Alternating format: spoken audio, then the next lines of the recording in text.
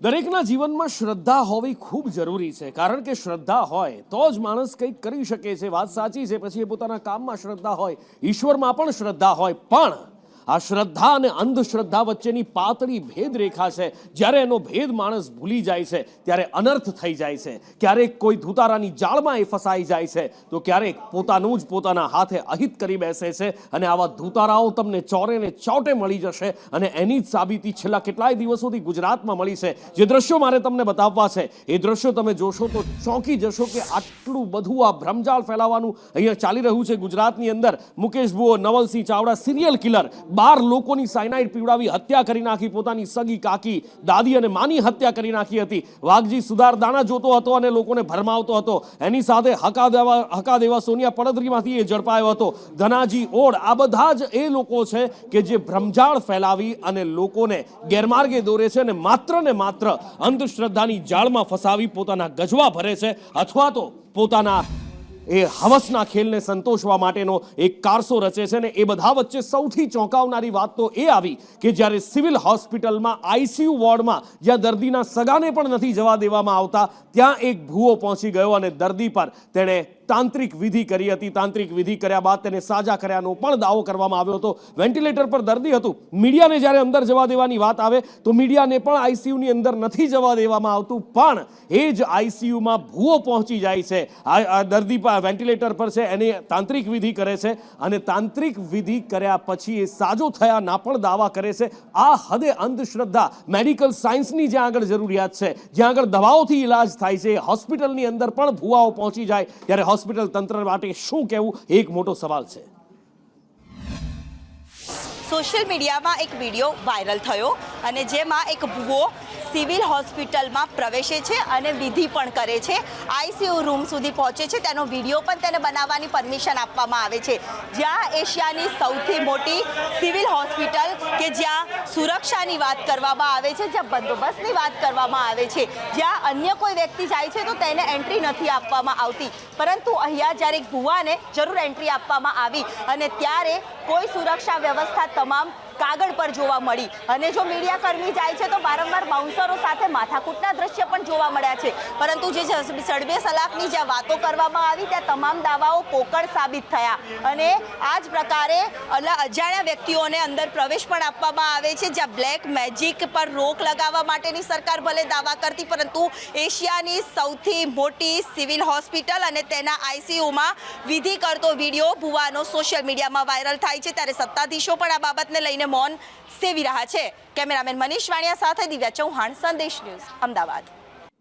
લોકો અંધશ્રદ્ધામાં લીન થઈ આંખ બંધ કરી અને આ બધું કરતા હોય, પણ હોસ્પિટલની અંદર કેવી રીતે થઈ શકે? કૃષ્ણા મારી સાથે છે. કૃષ્ણા સાથે વાત કરીએ. કૃષ્ણા, એશિયાની સૌથી મોટી આ હોસ્પિટલ છે અને એશિયાની સૌથી મોટી હોસ્પિટલમાં આપણે પણ સિવિલમાં જતા હોઈએ છીએ.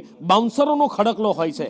સામાન્ય વ્યક્તિને પણ જવું હોય, આઈસીયુમાં દર્દીના સગાને પણ જવું હોય તો એન્ટ્રી નથી મળતી, કારણ કે ઇન્ફેક્શન ફેલાવાનો ભય હોય છે. ત્યાં આવા ભૂવાઓ પહોંચી જાય, ત્યાં તાંત્રિક વિધિ થાય અને ત્યાં અંધશ્રદ્ધાનું ભૂત ધૂણે. આનાથી કદાચ બીજું વરવું ચિત્ર ગુજરાતમાં ન હોય. બિલકુલ, વરવું ચિત્ર ને આના કરતા વધારે શરમજનક ચિત્ર પણ ન હોઈ શકે, કારણ કે સિવિલના સુપ્રિન્ટેન્ડન્ટ એવું કહી રહ્યા છે કે ભાઈ દર્દીના સગા હોવાનું નામ લઈને તેઓ ગયા હતા.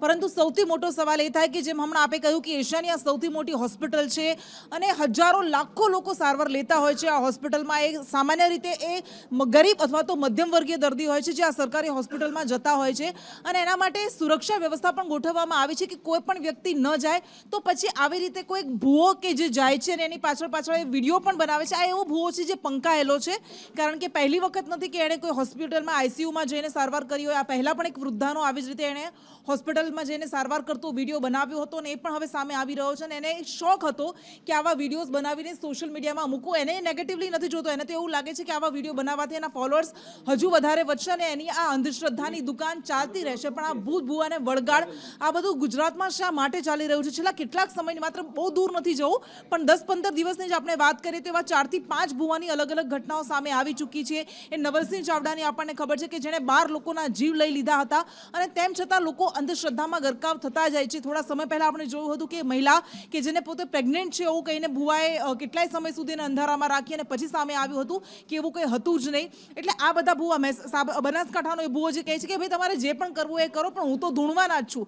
અને શરમજનક વાત તો એ છે કે ભુવાનો તો દુતારા હોય ત્યાં લોભિયા હોય તો દુતારા ભૂખે ન મરે. એ લોકોનું આખું એક ટોળું, એ સેંકડો લોકોનું ટોળું એ ભુવાને સમર્થન આપવા માટે હાથમાં પ્લે કાર્ડ, પોસ્ટર્સ લઈને જાય છે અને કહે છે કે અમારા ભુવા સામે સવાલ ન કરો. અને એમાં શરમજનક વસ્તુ એ છે કે જે બાળકોએ સ્કૂલમાં જઈને સાયન્ટિફિક ટેમ્પર શીખવાનું છે એની જગ્યાએ એમના હાથમાં પણ આવા પોસ્ટર છે. અને આ જ વરવી વાસ્તવિકતા છે કે લોકો એમાં ફસાતા નથી, એમને પોતાએ જાતે ફસાવું છે. એટલે કોઈ એને મજબૂર નથી કરતું, લોકો પોતે ઈચ્છે જ છે આવું થાય.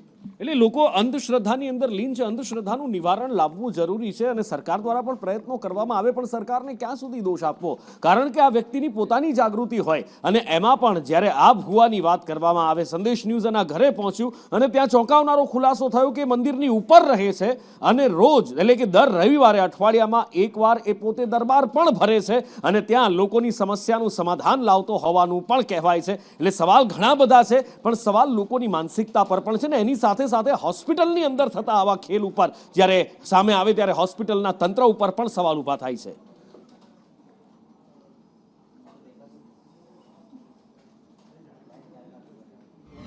લોકોએ એવું જાણવું જોઈએ કે જે કોઈ બી વ્યક્તિ જ્યારે સિરિયસ થઈ અને આઈસીયુમાં કે કોઈ પણ રીતે સારવાર માટે આવે છે ત્યારે એની જે પરિસ્થિતિ સારી થાય છે ડૉક્ટરની સારવારથી થાય છે, નહીં કે આવી માત્ર કંઈ વિધિ કરવાથી થાય છે. એટલે કે આ જે દાવો છે કે એમની વિધિથી આ દર્દી સારો થયો છે એમાં કોઈ તથ્ય નથી. બીજી મહત્વની અને અગત્યની વસ્તુ એ છે કે આ વ્યક્તિ જે ભુવા તરીકે પોતાની જાતને નિર્દેશ કરી રહ્યા છે એ સાદા કપડાની અંદર એક દર્દીના સગા તરીકે આઈસીયુ સુધી પહોંચી જાય છે. અધરવાઇઝ સિક્યુરિટી વ્યવસ્થા એટલી સ્ટ્રોંગ છે કે કોઈ પણ વ્યક્તિ જો પાસ ન હોય તો એના સગા પાસે કે દર્દી પાસે જઈ શકતું નથી. મહેરબાની કરીને આવી અંધશ્રદ્ધાઓમાં આવશો નહીં. મેડિકલ સારવાર ખૂબ જ જરૂરી હોય છે અને જ્યારે કોઈ વ્યક્તિ સારો થતો હોય છે ત્યારે એ ડૉક્ટરની સઘન મહેનત અને એના પરિણામ સ્વરૂપે બહાર આવતા હોય છે. સંદેશ ન્યૂઝ અત્યારે મુકેશ ભુવાજીના ઘરે પહોંચ્યું છે. બાર બોર્ડ છે, ખોડલ છોરું મુકેશ ભુવાજી, જેમનું કહી શકાય કે ખૂબ જ પ્રચાર પ્રસાર કરવામાં આવી રહ્યો છે અને તેમનો દાવો છે કે તે જે ભુવાજી છે તે હોસ્પિટલની અંદર ડૉક્ટરો સાજા નથી કરતા, તેમને પણ સારા કરી શકે છે. બાર ખોડલ ભુવાજીની કહી શકાય કે મૂર્તિ મૂકેલી છે, મંદિર છે, મંદિર અને ઘર બંને સાથે જ છે. ખૂબ જ કહી શકાય કે મંદિરની અંદર દિવસે પૂજા કરવામાં આવે છે. અહીંયા પણ જ્યારે રવિવાર હોય છે ત્યારે ભુવાજી ધૂણવા બેસતા હોય છે તેવી પણ વાત છે. મુકેશ ભુવાજી ખમકારી ખોડલ કરીને આખું બોર્ડ દેખાઈ રહ્યું છે, તેમનું સંપૂર્ણપણે વ્યવસ્થિત રીતે પ્રચાર પ્રસાર કરવામાં આવી રહ્યો છે. અલગ અલગ જગ્યાએ બોર્ડ મૂકવામાં આવ્યા છે, માતાજીના ચિત્રો મૂકવામાં આવ્યા છે, ફોટો છે, મૂર્તિ છે, ઘર અને મંદિર બંને ઉપર નીચે જ છે. દર રવિવારે અહીંયા ખૂબ જ મોટી સંખ્યામાં લોકો પણ આવતા હોય છે તેવું પણ કેવું છે. બેન, શું થાય છે ભુવાજી તમારે? દિયર થાય છે.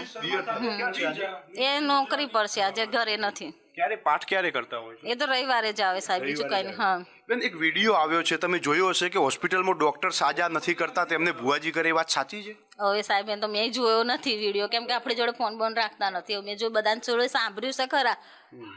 કેટલા લોકો રવિવારે કેટલી પબ્લિક આવે અહીંયા? આવે કોઈ 100-150, પણ હું આખો દિવસ ઘરે સાહેબ હોતી નથી, હું આખો દિવસ કામે હોય. હવે કેટલું પબ્લિક આવે શું આવે મને ખાસ કરી, હું સાંજે આવું કામેથી, ત્યાં સુધી પબ્લિક હોય ના હોય એવું. હવે આખો જે ભુવાજી છે તમારા દિયર છે એ શું નોકરી કરે છે? અહીંયા શોરૂમમાં નોકરી કરે છે સાહેબ. પૈસા તો એવું કાંઈ લેતા નથી સાહેબ. ભુવાજીનું ઘર કયું છે બેન? અહીંયા પાર્શ્વનાથ રહેશે, અહીંયા નહીં રહેતા. પાર્શ્વનાથ રહે છે. અહીંયા નથી રહેતા. અને માતાજીનું અહીંયા મંદિર છે? ખાલી મંદિર જ છે અહીંયા માતાજીનું. એ રવિવારે જ આવે છે ખાલી. કેમેરામેન ઉપેન્દ્ર ત્રિવેદી સાથે જયંતિ ચૌધરી, સંદેશ ન્યૂઝ, અમદાવાદ. સંસદના શિયાળુ સત્રની હવે વાત કરવી છે કે જે શિયાળુ સત્ર શરૂ થયું ત્યારથી જ હોબાળો થઈ રહ્યો છે.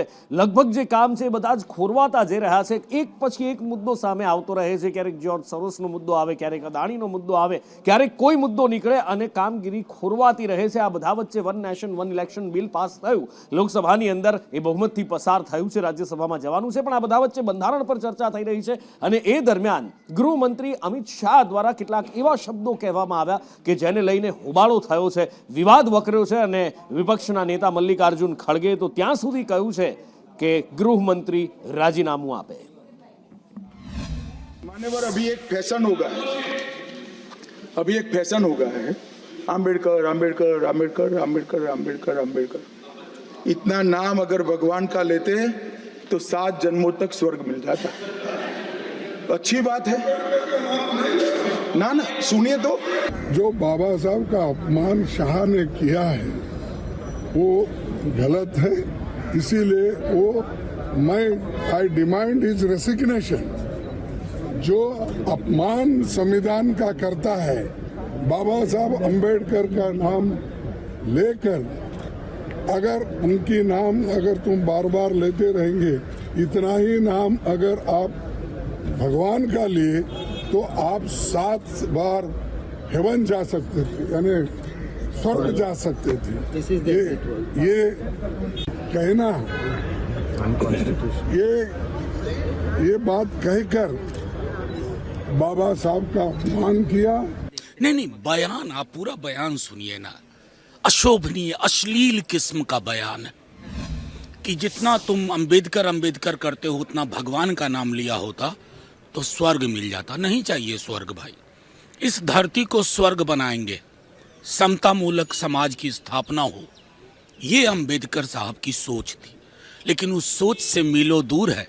तो वो जो संघ का विधान अंदर है ना, वो जुबान पे आ गया। नेहरू गांधी परिवार और कांग्रेस की अंबेडकर विरोधी सोच, और जो अंबेडकर जी की सोच थी कि SC, ST, OBC को आगे लाना है, उनको उनका हक दिलाना है, उसके लगातार विरोध करते रही तो कांग्रेस पार्टी करती रही। एक पीढ़ी नहीं, 4 पीढ़ियों ने विरोध किया है, चाहे नेहरू जी हो, इंदिरा जी हो, राजीव गांधी जी हो या अब राहुल गांधी जी हो।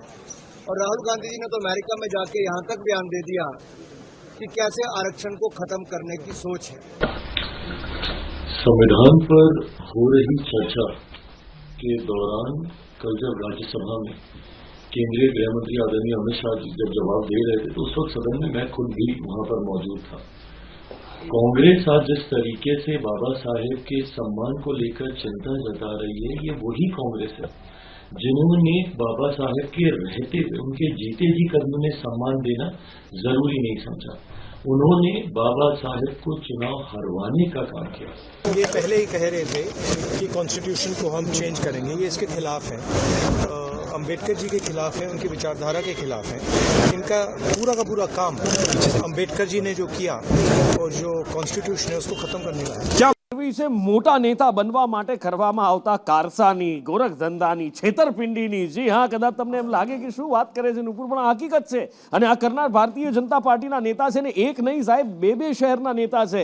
હા, રાજકોટ અને અમરેલી બે જગ્યાએ દસ્તાવેજ ખોટા રજૂ કરવામાં આવ્યા, પોતાના જ દસ્તાવેજ, કોઈને વોર્ડ પ્રમુખ બનવું છે, કોઈને તાલુકા પ્રમુખ બનવું છે, ને એના માટે જન્મના દાખલામાં છેડછાડ કરવામાં આવી અને ખોટા દાખલા રજૂ કરવામાં આવ્યા। વૈભવી ગાડીઓ સાથે ફોટા, ગળામાં ભારતીય જનતા પાર્ટીનો ખેસ, અને એમાં પણ એક બાજુ છે રાજકોટના નેતા, બીજી બાજુ છે અમરેલીના નેતા છે બગસરાના, એમને તાલુકા પ્રમુખ બનવું છે અને રાજકોટના નેતાને વોર્ડ પ્રમુખ બનવું છે, ને એટલે જ જન્મના પ્રમાણપત્ર ખોટા રજૂ કરી દીધા કે જેથી કરીને સારો હોદ્દો મળે। પણ હવે પેજ ફસાયો છે। હવે જ્યારે પોલ ખુલી ગઈ છે, વટાણા ફેરાઈ ગયા છે, ત્યારે પક્ષમાંથી સસ્પેન્ડ કરવાની કામગીરી શરૂ થઈ છે। જેણે 1992ની અંદર 8મા ધોરણ પાસ કરેલનો રિઝલ્ટ છે મારી પાસે, અને એનો જન્મ તારીખનો દાખલો પણ મને આપ્યો છે। એમની અંદર એનો જન્મ એણે 1982 દર્શાવ્યો છે, એટલે 10 વર્ષની ઉંમરે એણે ભાઈ 8મા ધોરણની પરીક્ષા આપી, એટલે તદ્દન ખોટું એણે દર્શાવ્યું છે। એની હકીકતની ઉંમર 1978 છે, એ પણ મારી પાસે ઓરિજિનલ એની વસ્તુ છે। તો આજે રાજકોટમાં આજે બનાવ બન્યો કે પ્રમુખ બનવા માટે પોતાના કાગળિયામાં છેડછાડ કરી દાખલાની અંદર, આવતીકાલે આ વ્યક્તિ કોઈના 7/12માં પણ છેડછાડ કરીને પોતાનો જમીન માલિક બની શકે છે। તો આની ઉપર કાયદાકીય પ્રક્રિયા પ્રમાણે કેસ થવો જોઈએ એવી મારી માનવું છે। આખા ગુજરાતની અંદર ડુપ્લિકેટ સિવાય કાંઈ ખાસ છે નહીં, ચારે બાજુ ડુપ્લિકેટ। ભાજપના વોર્ડ પ્રમુખ જો ડુપ્લિકેટ જન્મ મરણના દાખલા ખોટા કઢાવી લાગે, આનાથી વિશેષ કોઈ ન હોઈ શકે। ખરેખર જે વોર્ડ પ્રમુખ બનવા માગે છે એના નીતિ નિયમ એને નક્કી કરેલા છે, એમાંય છેડછાડ કરવામાં આવી છે, એની સામે કડકમાં કડક પગલાં લેવા જોઈએ। અને કોર્પોરેશનના જે અધિકારીએ જે જન્મનો દાખલો કાઢ્યો છે એની સામે પગલાં લેવા જોઈએ એવી અમારી માગણી છે। ખરેખર આ ગંભીર બાબત છે। આખા ગુજરાતની અંદર બધું ડુપ્લિકેટ મળે છે, ખાવા પીવાનું ડુપ્લિકેટ, ટોલ નાકા ડુપ્લિકેટ, બધું ડુપ્લિકેટ। પણ આ તો ભાજપ મોટી વાતો કરે છે, એના પણ ડુપ્લિકેટ નીકળ્યું છે। ખરેખર આ ગેરવ્યાજબી વાત છે। જન્મ મરણના જે અધિકારી છે એને પણ એને આમાં એને સુધારો વધારો કર્યો છે એને પણ સસ્પેન્ડ કરવા જોઈએ એવી અમારી કોંગ્રેસ પક્ષની માગણી છે.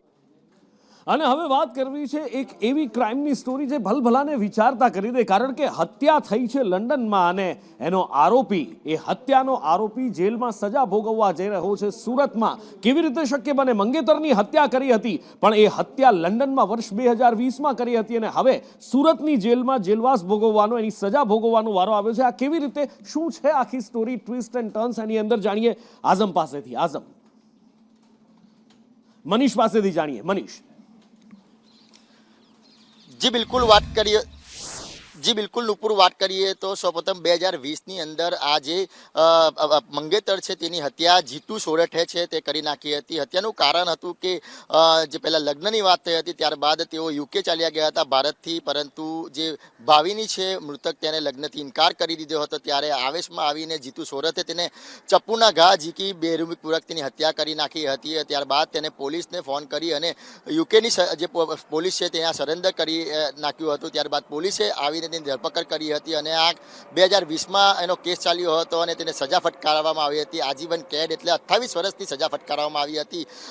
ત્યારે જે યુકે સાથે ભારતના કરાર નવા થયા હતા તે દરમિયાન જે જીતુ સોરઠિયા છે તેના પરિવારજને માંગ કરી હતી કે નવા કરાર પ્રમાણે જે સજા કાપવાની હોય છે તેને ઓલરેડી 4 વર્ષની સજા કાપી દીધી છે, બાકીની 24 વર્ષની સજા છે તે ભારતમાં કાપે. દલીલ ચાલી હતી અને દલીલના અંતે નક્કી કરવામાં આવ્યું હતું કે જે સજા મરવાની 24 વર્ષની આજીવનની કેદની તે ભારતમાં મરે. ત્યારે ગઈકાલે જ સુરત પોલીસની મદદથી અને યુકે પોલીસની મદદથી આ જીતુ સોરઠને દિલ્હી લાવવામાં આવ્યો હતો. ત્યારબાદ દિલ્હીથી જે સુરત લાવ્યો હતો અને બાકીની સજા છે તે હવે સુરતના લાજપોર જેલમાં કાપવામાં આવશે. એટલે આ જે પહેલીવાર થયું છે જે કોઈ વિદેશમાં હત્યા કરી હોય અને ભારતની અંદર સજા ભોગવવાનો વારો હોય, આવો પહેલો કિસ્સો સામે આવ્યો છે જ્યાં યુકેની સરકારે માન્ય રાખ્યો હતો, કારણ કે બે દેશ વચ્ચે જે કરાર થયો હતો જે આવા આરોપી હોય છે તેને ભારતની અંદર સજા મળવી જોઈએ. ત્યારે હવે આ જે પહેલો કિસ્સો છે તે દાખલો બેસાડવા માટે સુરતની લાજપોર જેલમાં જીતુ સોરઠિયાને હવે સજા મળશે 24 વર્ષની આજીવન કેદની. જી, અને હવે વાત કરવી છે તંત્રના એવા વિકાસની જે જોઈને ભલભલા મોઢામાં આંગળા નાખી દે.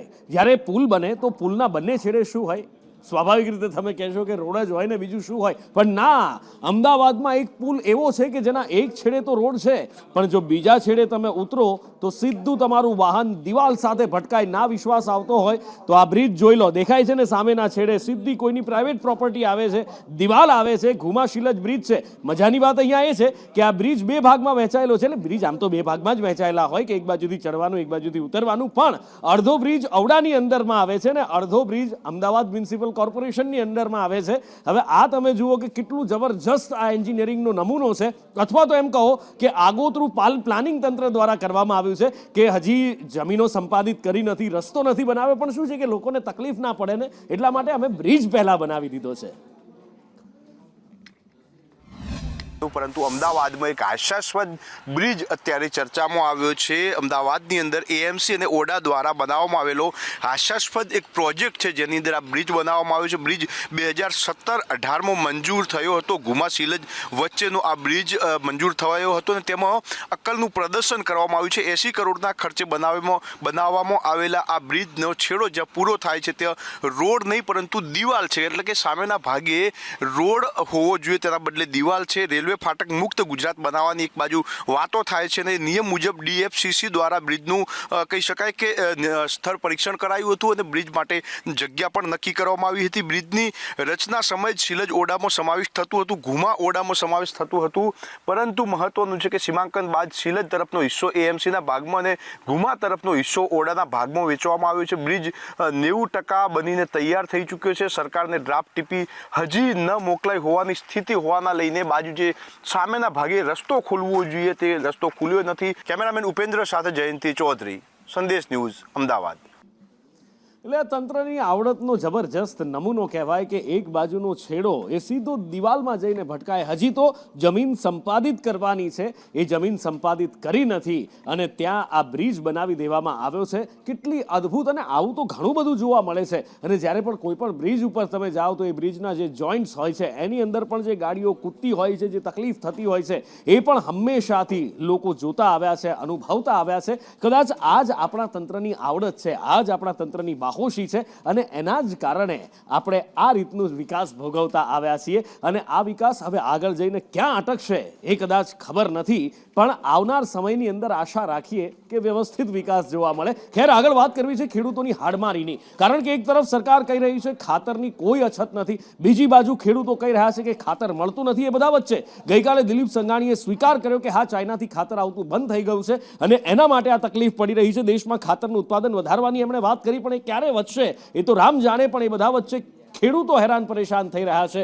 300થી વધારે ખેડૂતો વહેલી સવારથી કોડીનારમાં લાઇનમાં ઊભા રહેતા દેખાયા હતા. રોજનું માત્ર અહીંયા 50 ટન ખાતર આવે છે. ખેડૂતોને આપવું તો આપવું કેવી રીતે, એ સવાલ છે. અને ખેડૂતો કહી રહ્યા છે કે રવિ સિઝન છે, પાકની વાવણી કરી છે, ખાતર નહીં મળે તો શું થશે? ખાતર આવ્યું છે ને ઉરિયાની શોર્ટેજ છે વધારે. અત્યારે 200 ખેડૂતની આસપાસ છે લાઈનમાં. 55 ટન ખાતર આજે આવ્યું, 55 ટન ખાતર કાલે આવ્યું છે. કાયમીનું 50-60 ટન ખાતર આવે છે, પણ ખેડૂતોની જરૂરિયાત વધારે છે. ખેડૂતનો દીકરો છું અને અત્યારે પરિસ્થિતિ જો ખેડૂતોની દૈનિક પરિસ્થિતિ છે. અમે 2 દિવસથી લાઈનમાં ઊભા છે અને આ જે લાઈનમાં ઉભેલા જે છે ને સાહેબ, એ એકદમ નાના ખેડૂતો છે. મોટા મોટા માથાઓ છે એના બારોબાર બિલ બની જાય છે અને એની ઘરે બધી સુવિધાથી પહોંચી જતું હોય છે. અને આપણે આ જે ભારતના ખેડૂતો અને કૃષિ પ્રધાન આપણો દેશ અને આપણી સરકાર આના માટે આગોતરું આયોજન કરવું પડે. 2 કલાકથી ઊભા છે. અચ્છા, તો હવે 5 આદમી લઈને એક બાઈ કઈ વાર 5 આદમી એક બાઈ લઈ. હા. અચ્છા, કેટલી થેલી આપે? 5 થેલી. તમારે કેમાં નાખવું? અમારે નાખવું સોયાબીન, ચણામાં, બાજરામાં. અહીંયા 4 થેલી આપે ને 5 થેલી આપે ને એમાં એક બોટલ આપે છે ને બરાબર. પણ એ પણ ત્યાં પૂગીએ છે ને ત્યાં ભાડા પણ નથી આવતા, ભાડા વયા પર આવે છે. ક્યારનું તમારે ખાતર જોઈએ? ખાતર તો અમારે લગભગ કઈનું આ ઘઉં આવ્યા હતા ત્યારથી કાળા ખાતરની સમસ્યા હતી, પછી બિયારણની સમસ્યા હતી, પાછા હવે ઉરિયા આવી એ પણ સમસ્યા ઊભી થઈ છે. ગૃહ રાજ્યમંત્રી હર્ષ સંઘવી કહી રહ્યા છે કે કાયદામાં રહેશો તો ફાયદામાં રહેશો. જે પણ અરાજક તત્વો છે એમના વરઘોડા નીકળશે. સુરતમાં થોડા દિવસ પહેલા જ આપણે જોયું હતું, એક પીઆઈ માઇક પર જાહેરાત કરતા હતા લોકોની વચ્ચે જઈને કે આવા 2 કોડીના લુખાઓથી બીવાની કોઈ જરૂર નથી, અમને જાણ કરો, અમે એમનું સરઘસ કાઢીશું, વરઘોડો કાઢીશું. વરઘોડા નીકળે છે, સરઘસ નીકળે છે, પણ હવે એને લઈને પણ રાજનીતિ શરૂ થઈ છે. ભાજપ અને કોંગ્રેસ આ જ મુદ્દે, આરોપીઓના વરઘોડા મુદ્દે સામસામે આવ્યા છે અને કોંગ્રેસ દ્વારા અમિત ચાવડા દ્વારા ગૃહ રાજ્યમંત્રી હર્ષ સંઘવીને ચેલેન્જ ફેંકવામાં આવી છે કે જો ખરેખરમાં તાકાત હોય, બીઝેડ કૌભાંડના મુખ્ય આરોપી ભૂપેન્દ્ર ઝાલાનો વરઘોડો કાઢી બતાવો. તમે બીઝેડ ફાઇનાન્સના જે મુખ્ય આરોપી છે ભૂપેન્દ્રસિંહ, એના પણ બધા જ ભાજપના નેતાઓ એ ગૃહમંત્રીના હાથે ક્યાંક એવોર્ડ લેતા હશે, ક્યાંક એમના પાર્ટી પ્રમુખ, એમના મિનિસ્ટરો, એમના ધારાસભ્યો સાથે નજીકનો ધોરોબો ધરાવે છે અને એટલા જ માટે એમની ધરપકડ કદાચ નથી થતી. સામાન્ય ગુનેગારોના વરઘોડા નીકળે અને એના માટે ગૃહમંત્રી કોલર ઊંચો કરતા હોય છે. પણ મારી ગૃહમંત્રીને ચેલેન્જ છે કે આ બીઝેડ ફાઇનાન્સના જે ગુનેગારો છે એનો વરઘોડો કાઢી બતાવજો. આ ખ્યાતિકાંડ કરવાવાળા જે એના હજુ મુખ્ય આરોપી કાર્તિક પટેલ નથી પકડાયો, એને પકડીને લાવો અને એનો વરઘોડો અમદાવાદના બજારમાં કાઢજો. 10,000 કરોડનું જે મુલસાણાનું જમીન કૌભાંડ થયું એના માટે જે જવાબદાર લોકો છે એનો વરઘોડો આજ દિન સુધી નથી નીકળ્યો, એનો વરઘોડો કાઢી બતાવજો. તમારી સાથે જેમના ફોટા આવ્યા છે એવા ડ્રગ્સ પેડલરો, એવા બળાત્કારીઓ, એવા કૌભાંડીઓ, એના વરઘોડા હજુ સુધી નથી નીકળ્યા. તો એના વરઘોડા પણ કાઢજો, તો ગુજરાતની જનતાને લાગે કે ગુજરાતમાં કાયદો વ્યવસ્થાનું શાસન છે. ગઈકાલે ચોંકાવનારો ખુલાસો થયો ખ્યાતિ હોસ્પિટલના વધુ એક કારનામાનો કે પીએમજય કાર્ડ બનાવી દેવામાં આવતા હતા જે એલિજિબલ નથી. 1500-2000 રૂપિયા લઈ અને નકલી કાર્ડ બનાવી દેવામાં આવતા હતા અને આ નકલી કાર્ડ કેવી રીતે બનાવતા હતા એનો ચોંકાવનારો ખુલાસો થયો છે. સિસ્ટમમાં રહેલ લુફોલ્સનો ફાયદો લેવામાં આવતો હતો, ઓફલાઈન ઓનલાઈનનો એક છિંડાનો ઉપયોગ કરવામાં આવતો હતો. કેવી રીતે, જાણીએ પ્રતીક પાસેથી. નુપુર, સરકારી યોજનાઓ માટે જે એપ્લિકેશનો બનાવવામાં આવતી હોય છે ને, આવી એપ્લિકેશનોમાં કેટલીક નાના લૂપહોલ્સ રહેતા હોય છે, ખામીઓ રહેતી હોય છે ને આવી જ ખામીઓને શોધીને આ આરોપીઓ સિસ્ટમની અંદર ઘૂસતા હતા અને આવા PMJY કાર્ડ બનાવતા હતા કે જે લોકો આ કાર્ડ મેળવવા માટે એલિજિબલ ના હોય, એટલે કે લાયક ના હોય તેવા વ્યક્તિઓના કાર્ડ બનાવવામાં આવતા. સાથે જ કાર્ડ બનાવવા માટે રેશન કાર્ડમાં નામ હોવું ફરજિયાત છે. ત્યારે આવા જે વ્યક્તિઓના કાર્ડ બનાવવામાં આવતા હતા તેવા વ્યક્તિઓના નામ કોઈ બીજા જ વ્યક્તિના રેશન કાર્ડની અંદર એડ કરવામાં આવતા અને ત્યારબાદ તે આધારે તેમના PMJY કાર્ડ બનાવવામાં આવતા હતા. આ જે PMJY કાર્ડ બનાવતા હતા તે આરોપીઓ એક કાર્ડ બનાવવા માટે 350 રૂપિયા લેતા હતા અને ત્યારબાદ આગળ તેમની જે રકમ છે તે વધતી જતી હતી. પરંતુ હાલ જે મુખ્ય આરોપી છે અશફાક, તેણે ખુલાસો કર્યો છે કે તે એક કાર્ડ બનાવવા માટે 350 રૂપિયા લેતો હતો અને તેણે આવા 120 જેટલા કાર્ડ બનાવ્યા છે કે જે ખરેખર વ્યક્તિ આ PMJY યોજના માટે લાયક નથી અથવા તો તેના કાયદા મર્યાદામાં નથી આવતો, પરંતુ તેવા વ્યક્તિઓના પણ કાર્ડ તેણે બનાવ્યા છે. સાથે જ જો વાત કરવામાં આવે તો આ જે સમગ્ર કૌભાંડ છે તે કૌભાંડમાં ભીનું સંકેલવાના પણ પ્રયાસ થતા હોય તેવું લાગી રહ્યું છે. કારણ કે ભૂતકાળમાં આપણે જોયું છે નુપુર કે જ્યારે પણ આવા મોટા કૌભાંડો પકડાતા હોય છે ત્યારે તેમાં ફક્ત નાની માછલીઓ જ અંદર સંડોવાતી હોય છે, મોટી માછલીઓ બહાર જતી રહેતી હોય છે, ભાગી જતી હોય છે, મોટા આરોપીઓ પકડાતા નથી હોતા. આ કૌભાંડમાં પણ એવું થયું છે. આટલું મોટું કૌભાંડ થયું છે તેમ છતાં પણ ફરિયાદમાં એક પણ મોટા અધિકારીનો ઉલ્લેખ નથી કરવામાં આવ્યો. ફક્ત ને ફક્ત જે ઓપરેટરો છે તેમનું જ નામ સંડોવાયેલું છે. અશફાક છે તે પણ એક અર્બન હેલ્થ સેન્ટરમાં કામ કરતો હતો. જો કે આ કૌભાંડમાં અનેક મોટા અધિકારીઓ સંડોવાવાની શક્યતા છે, પરંતુ હજુ સુધી આ ફરિયાદમાં એવા મોટા અધિકારીઓના નામ પણ નથી દાખલ કર્યા કે તેમની સામે તપાસ નથી કરવામાં આવી. એટલે તમામ લોકો ઈચ્છી રહ્યા છે કે આ કૌભાંડના મૂળ સુધી પોલીસ પહોંચે અને કૌભાંડમાં સંડોવાયેલા જે પણ મોટા આરોપીઓ છે તેમની સામે કડક કાર્યવાહી કરવામાં આવે.